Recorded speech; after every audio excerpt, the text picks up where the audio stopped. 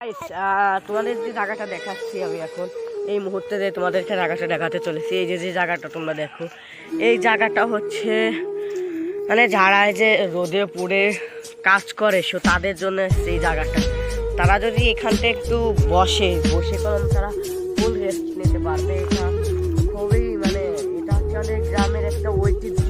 আমাদের গ্রামের কারণ ফসল না গেলে কারণ তোমরা শহরের মানুষ এগুলো আসলে না খেয়ে মারা যাবে।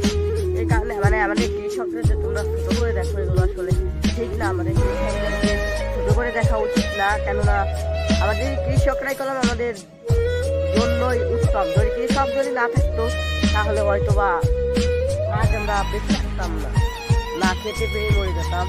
তো যার কারণে ভিডিও এই যে এখানটায় দেখো, এখানে এই যে কলই এবং এই যে কলই না, এটা মুসুরি আর সেই যে রাই, এই রাইগুলো দেখলাম যে তেল হয়।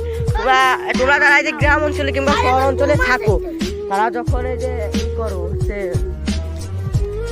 যে ভর্তাটা মাথায় খাও, ওই ভর্তাটা নিশ্চয়ই তোমরা এই যে খাও ওই ভালো তেল নাও। এই ভালো তেল করলাম এই রাই থেকে হয়।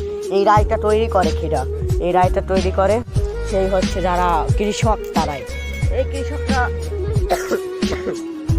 সারাদিন কাজ করে এখানটায় এসে রেস্ট নেয়।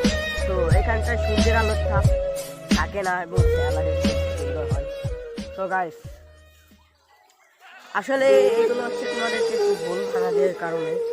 তো যারা কৃষকদেরকে নিয়ে খারাপ মন্তব্য করে তো তাদের জন্য, কেননা তোমরা আমি যেটা তো জানি কৃষকদের খারাপ মন্তব্য না করাই ভালো। কেননা কৃষকরাই কলাম আমাদের জীবনের সব। কৃষকরা যদি না থাকে তাহলে কলাম আমরা বাঙালিরা কলাম অচল। মানে তুমি হাজার তোমার যে টাকা থাক, হাজার কোটি হও, যদি তোমার কাছে কৃষক না থাকে তো তোমার গোষ্ঠীতে কেউ না কেউ তো কৃষক হবে।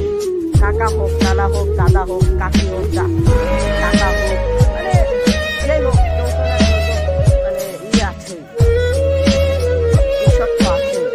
তো আসলে এই কারণে তোমার একটা ভোগান নিজের জন্য এই ভিডিওটা ছিল। তো তার মধ্যে কিছু কথা বললাম যে কেউ মাইন্ড নিয়ে না, আমার ছোটো ভাই একটা কথা বলবে। তো চলো ছোটো ভাই আমাদের চ্যানেলটা সাবস্ক্রাইব করে দিও, আর সবাই ভালো থাকবেন, সুস্থ থাকবেন।